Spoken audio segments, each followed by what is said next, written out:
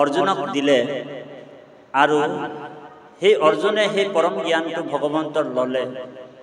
লোৱাৰ পিছত অৰ্জুন থিয় হৈ যুদ্ধ কৰিবলৈ আৰম্ভ কৰিলে, কিন্তু মনটো ভগৱন্তৰ চৰণ কমলত অৰ্পণ কৰিলে। এতিয়া আমিও আমাৰ মনটো সদায় ঈশ্বৰৰ চৰণ কমলত ৰাখিবলৈ যত্ন কৰিব লাগিব। এইটো যে পাণ্ডৱী গীতা শকুনিয়ে কৃষ্ণক প্ৰাৰ্থনা কৰিছিল। শকুনিয়ে কৃষ্ণক প্ৰাৰ্থনা কৰিছিলে। শকুনিক সকলোৱে বেয়া পায়। মহাভাৰতৰ শকুনি, আজি আপোনালোকৰ ভাওনা আছে, ভাওনাত শকুনি আছে নাই বাৰু? আজি নাই, কিন্তু ধ্ৰুৱ চৰিত্ৰ বৰ সুন্দৰ ভাওনা।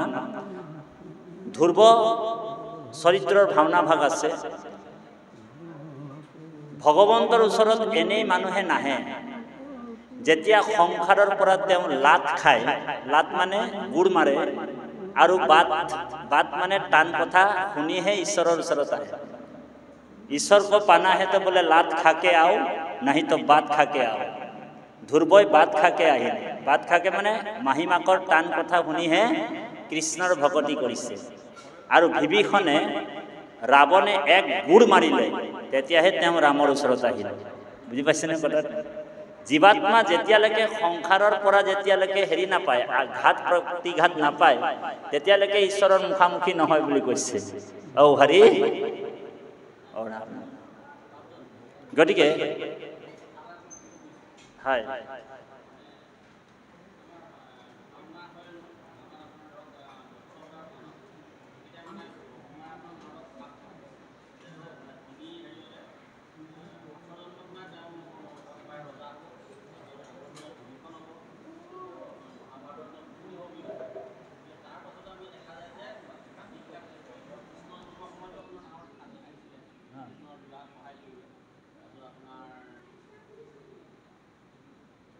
নাৰদৰ জন্ম। কৃষ্ণ বাপ নাৰদৰ জন্মটো আচলতে এই সৃষ্টিখন বাৰম্বাৰ মানে চক্ৰটো ঘূৰি থাকে বোলে, এবাৰ দুবাৰ নহয়। আপোনাৰো ময়ো আছিলোঁ। জীৱাত্মাবিলাকো নিত্য, শুদ্ধ, সনাতন আৰু নিৰ্বিকাৰ। বুজি পাইছেনে? যেনেকৈ পৰমাত্মা শুদ্ধ, সত্য, আনন্দময় আৰু নিৰ্বিকাৰ, ঠিক আপুনি মই আত্মাবিলাকো শুদ্ধ, সত্য, সনাতন আৰু নিৰ্বিকাৰ। গতিকে এইটো ঈশ্বৰৰহে ইচ্ছা। নাৰদে 3 জন্মই নহয়, বাৰম্বাৰ অৱতাৰ হ'ব পাৰে।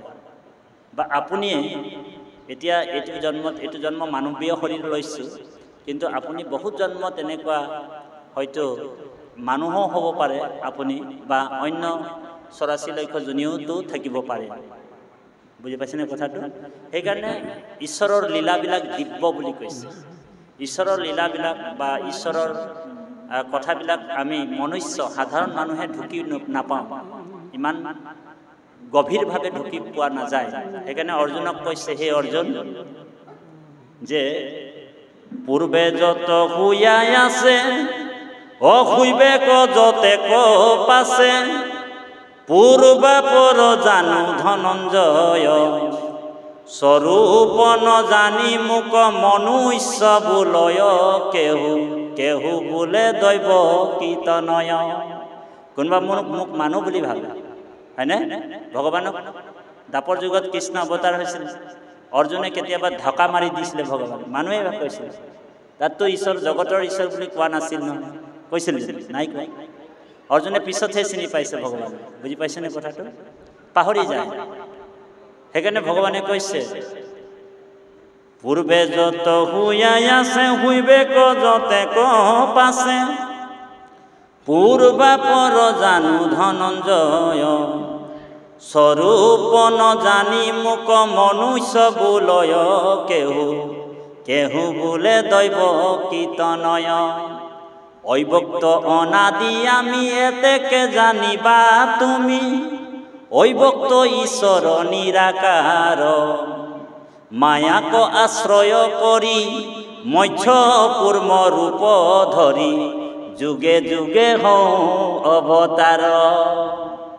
অকল এবাৰ নহয় বোলে এই যুগ হয়তো এটা দাপৰ কলি আকৌ হয়তো এটা দাপৰ কলি আহি থাকিব গৈ থাকিব কিমানবাৰ কিমান নাৰদ হ'ল কোনো ঠিক নাই বোলে এবাৰেই নাৰদ হৈছে বোলে এবাৰ নাৰদ হোৱা নাই কত কোটিবাৰ নাৰদ হৈছে জন্ম হৈছে গতিকে এই লীলাবিলাক ভগৱন্তৰ দিব্য এতিয়া ভগৱন্ত 16,108 গৰাকী পত্নী বিয়া পাতিছিল বুলি ক'লে হয়নে বাৰু 16,108 গৰাকী পত্নী বিয়া পাতিছিলে এতিয়া আপুনি মই যদি তাতি বাপে কৃষ্ণৰ কথাটো যদি ভাগৱতত পালে এই বোলে 16,108 গৰাকী কৃষ্ণও পাতিছিলে মই যদি 8 গৰাকী পাতি নওঁ তাতি বাপৰ অৱস্থা ও হৰি বুজি পাইছেনে কথাটো বোলে শিৱই বোলে বিষ পান কৰিছিলে মই অকণমান 1 চামুচমান খাই চাওঁ বুলি যদি খাই দিওঁ তেনেহ'লে কি হ'ব মোৰ দহাটো সেইকাৰণে ভগৱন্তৰ যিবিলাক জন্ম কৰ্ম এইবিলাক অনুকৰণ কৰিব নোৱাৰি বুজি পাইছেনে আমি সেই ভগৱন্তৰ জন্ম কৰ্ম দিব্য জন্ম কৰ্মবিলাকক আমি শ্ৰৱণ আৰু কীৰ্তনৰ যোগেদি আনন্দ ল'ব লাগিব সেইকাৰণে বাপ বেয়া নাপাব তাৰমানে আপোনাৰ প্ৰশ্নটো এইটোৱে উত্তৰটো এনেকুৱাই যে ভগৱন্তৰ যে জন্ম হৈছিল কিমানবাৰ জন্ম হৈছিল কেতিয়া জন্ম হৈছিল সেইটো হিচাপ গণনা কাৰো ওচৰত নাই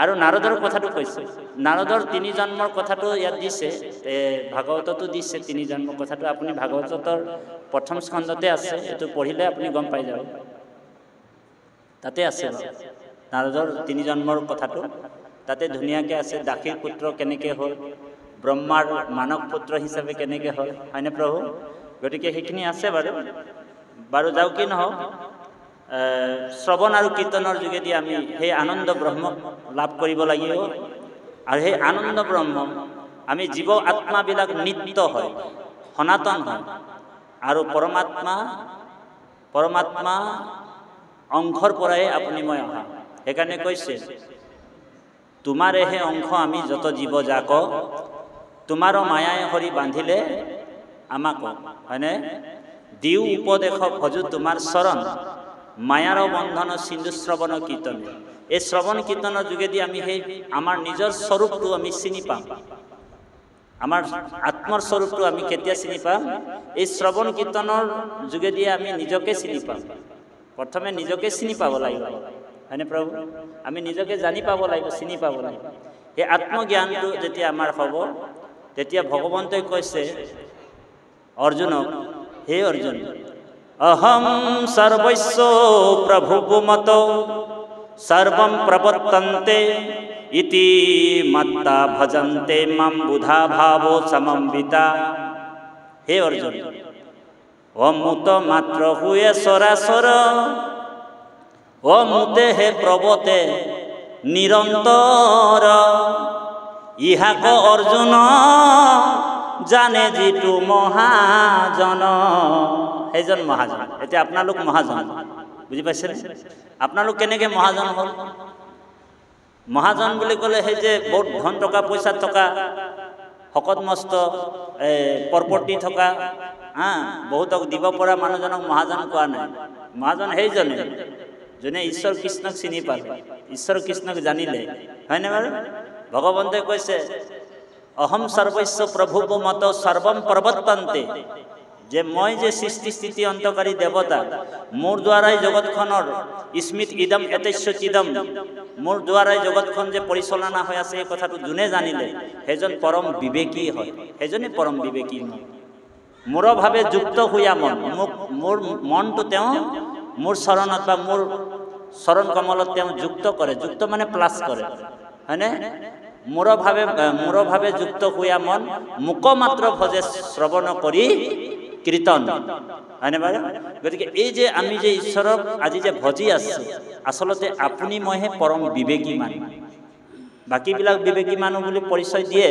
কিন্তু সেইসকল বিবেকী মানুহ নহয় বিবেকী মানুহ সেইজনে এই ভাগৱততো কৈছে যিজন নেকি ৰখত চতুৰ যিজন ভাবুক হয়নে পিবতম ভাগৱতম ৰসমালয়ম মুহুৰহু ৰসিকা ভুবি ভাবুকা সেইসকলে ঈশ্বৰক ভক্তি কৰি এই সংসাৰৰ যিটো ক্লেশ আছে তাপ আছে সংসাৰত ক্লেশ আৰু তাপ আছে, সংসাৰৰ তাপ আৰু ক্লেশে সেই ভকতজনক দহিব নোৱাৰে বুলি কৈছে। গতিকে এই কথাটোকে অৰ্জুনক কৈছে, হে অৰ্জুন, ইয়াতে ক'লে মাধৱে বুলন্ত কলিকালে গতি নাই।